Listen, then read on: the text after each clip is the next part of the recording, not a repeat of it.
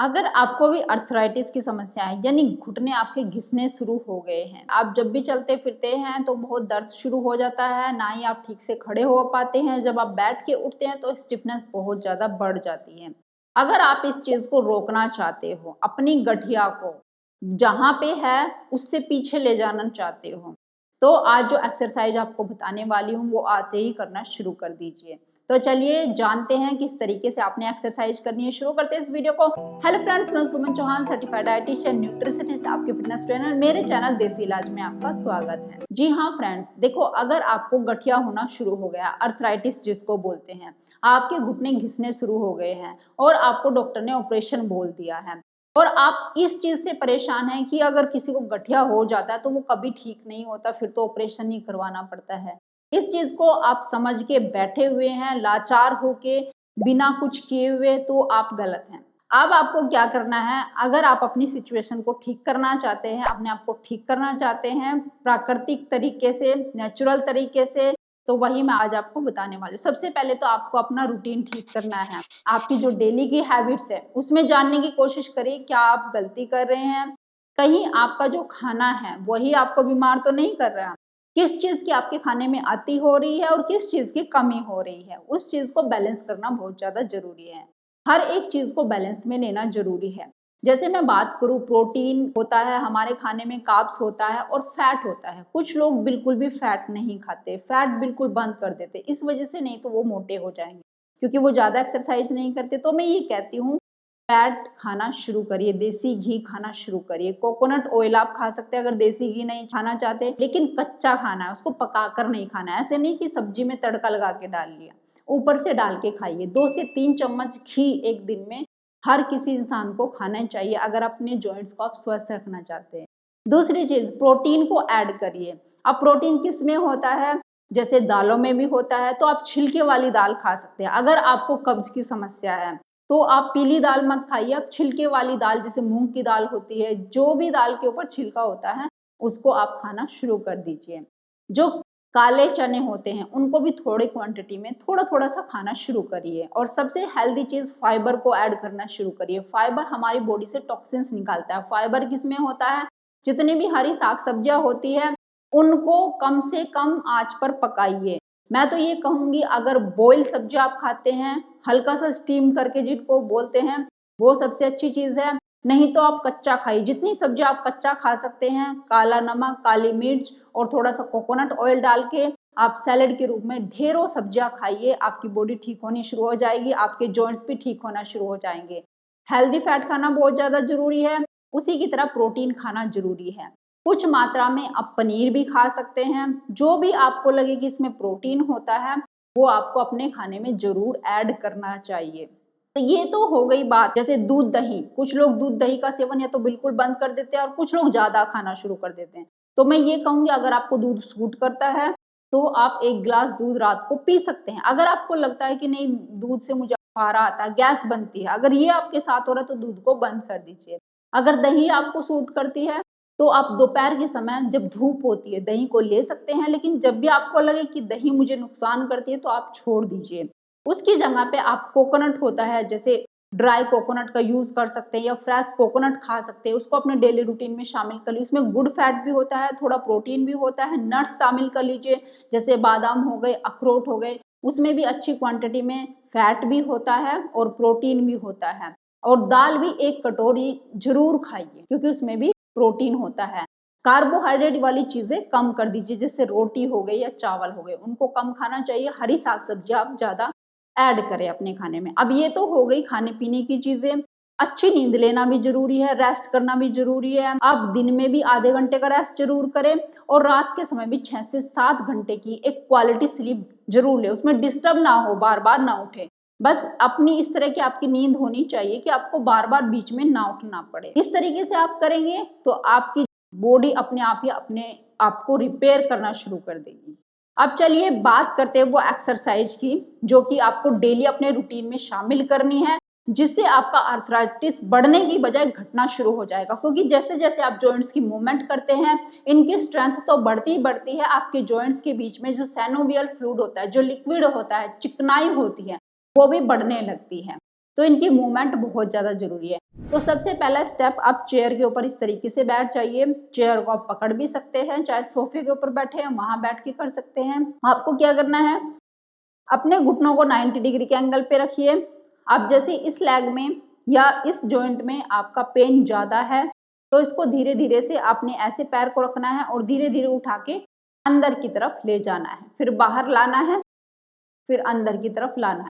अगर आपकी स्टिफनेस बहुत ज़्यादा है और ऐसे आपका पैर जा नहीं रहा तो आप एक काम कर सकते हैं, दूसरे पैर को इस पैर के ऊपर टिका दीजिए और दूसरे पैर की हेल्प से, इस लेग की हेल्प से आप इसको थोड़ा सा अंदर खिसका दीजिए और फिर बाहर जाने दीजिए।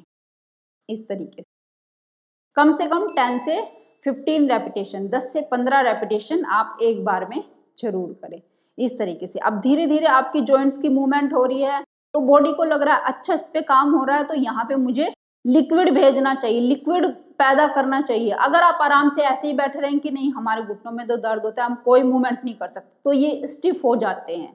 तो आप इनको अगर बचाना चाहते हैं तो इनकी मूवमेंट बहुत ज़्यादा जरूरी है। तो इस तरीके से आपने सबसे पहली एक्सरसाइज दिन में कम से कम 2 बार तो जरूर करनी है, ये बैठ के इस तरीके से आगे पीछे। और आप ऐसे दोनों पैरों के साथ कर सकते हैं, दोनों लेग के साथ कर सकते हैं इस तरीके से 10 से 15 रेपिटेशन। अब नेक्स्ट, इस तरीके से जब आप बैठे हैं अपनी लेग को सीधा करना है जितना आप कर सकते हो और इसको थोड़ा सा ऊपर उठाना है चेयर से, यहाँ थाई से। अब ये फर्क किस चीज पे पड़ा, आपके हिप जॉइंट पे। अगर ये मसल आपके स्ट्रेंथन हो जाएंगे जो कि आपके हिप जॉइंट से शुरू होते हैं, आपकी थाई तक जाते हैं, पीछे एरिया में जाते हैं, अगर इनको आपने स्ट्रेंथन करना शुरू कर दिया, मजबूत करना शुरू कर दिया, तो आपके घुटनों के ऊपर जो प्रेशर आ जाता है, सारा प्रेशर हमारे वेट का घुटनों के ऊपर आता है। अगर ये चीज मजबूत हो जाती है तो आधा प्रेशर घुटनों का कम हो जाता है। तो कैसे करना है, लेग को स्ट्रेट करना है और ऊपर उठाना है 10 सेकंड के लिए, ऐसे उठा के रखना है, वापस ऐसे, फिर इसको स्ट्रेट करना है, ऊपर उठाना है, नीचे ले आइए। आप इसको अगर स्ट्रेट रख सकते हैं तो ऐसे ऊपर नीचे करते रहे, ऊपर उठाया 10 सेकंड के लिए, यहाँ पे रखा, नीचे, फिर इसको ऊपर उठाया 10 सेकंड के लिए, यहाँ पे रखा, फिर नीचे। पहली बार में जितना आप कर सकते हैं, अगर इतना उठा पा रहे कोई दिक्कत नहीं, इतना आप अपनी लेग को ऐसे स्ट्रेट कर पा रहे तो कोई दिक्कत नहीं। इस तरीके से करिए, धीरे धीरे फ्लेक्सिबिलिटी बढ़ती जाएगी तो आप अपनी लेग को सीधा भी कर पाओगे और ज़्यादा ऊपर उठा पाओगे और होल्ड भी ज़्यादा कर पाओगे। तो पहली बार में जितना आपसे होता है आपको उतना करना है, लेकिन करना जरूर है। तो इसके भी 10 से 15 रेपिटेशन ईच लेग से आपको करने हैं। अब नेक्स्ट, एक लेग को आप इधर रख लीजिए, एक को सामने रखिए। अब आपने क्या करना है, इसको उठाना है और पैर को इधर ले जाना है, घुटने को वहीं पे रखना है और पैर को एक बार इधर और एक बार उधर, ऐसे। ध्यान से देखिए इस तरीके से।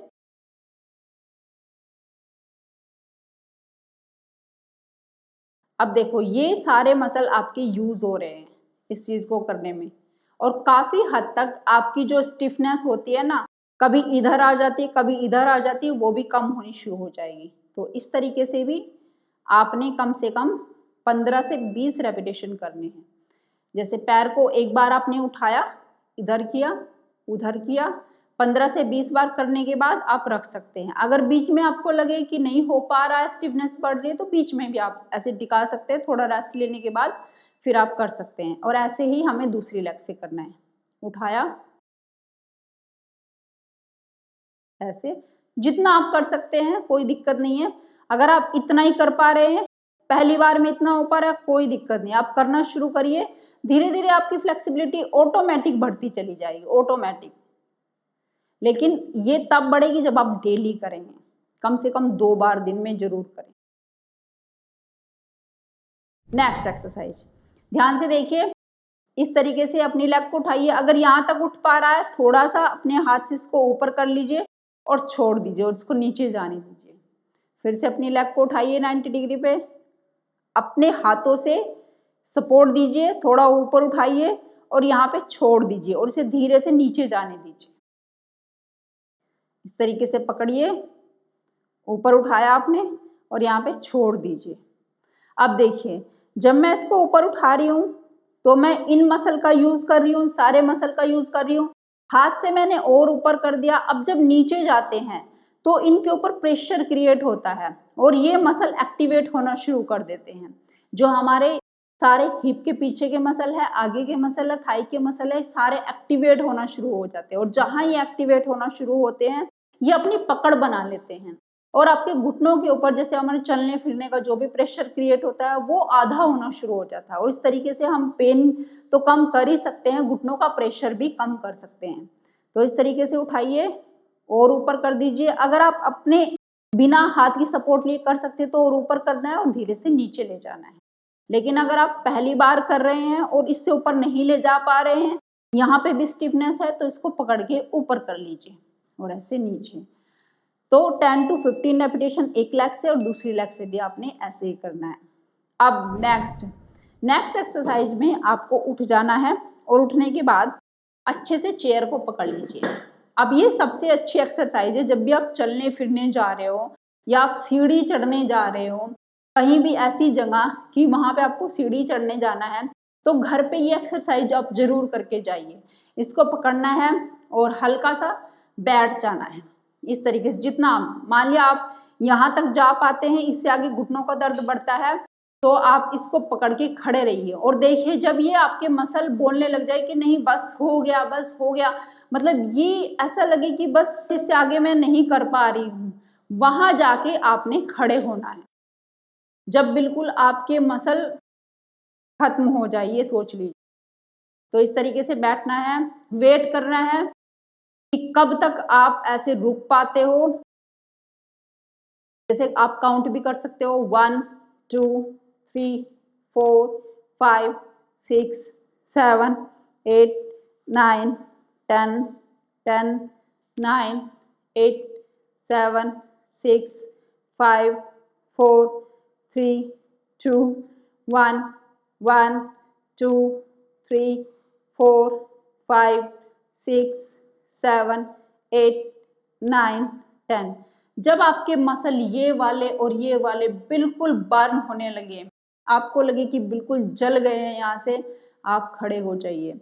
आप ऐसे एक बार करके तो देखिए। जब आप डेली 2 से 3 बार दिन में ये चीज करना शुरू करोगे तो आपको खुद ही फील होगा कि पूरी लेग में आपकी जान आनी शुरू हो गई है। जो घुटने का दर्द है वो कहीं खत्म होना शुरू हो गया है। आपकी जो सारी पेल्विक मसल है वो मजबूत होने शुरू हो जाएंगे और एक तरीके से आपका फैट भी कम होना शुरू हो जाएगा। अगर इस एरिया में आपके फैट ज्यादा है वो तो कम होगा ही होगा, आपकी लेग्स की मजबूती बढ़ना शुरू हो जाएगी। तो मेन हमारा काम क्या है कि अगर आप घुटनों का दर्द खत्म करना चाह रहे हो तो आपकी बॉडी की मजबूती भी उतनी ही जरूरी है, आपके मसल की मजबूती उतनी ही जरूरी है। सिर्फ पेन को खत्म करने से बात नहीं बनती, आपकी बॉडी के मसल को मजबूत करना जरूरी है। और हमारे जो जॉइंट्स के अराउंड जो भी मसल हैं, अगर वो मजबूत बनना शुरू कर देंगे तो आपका पेन ऑटोमेटिक खत्म होना शुरू हो जाएगा। आपकी बॉडी देखेंगे कि जहाँ पे इन्फ्लामेशन है उसको ठीक करना शुरू कर देगी और आप जब चलोगे या आप सीढ़ियाँ चढ़ रहे हैं या आप बहुत देर तक बैठे हैं, आपको स्टिफनेस फील नहीं होगी। तो इस तरीके से कुछ एक्सरसाइज को अगर आप घर में ही करते हो तो अपनी प्रॉब्लम को बढ़ने से रोक सकते हो और धीरे धीरे करके उस प्रॉब्लम से आप छुटकारा भी पा सकते हो, चाहे आप किसी भी उम्र में क्यों ना हो। लेकिन सबसे पहली चीज यही है, अपने लाइफ स्टाइल को सुधारिए।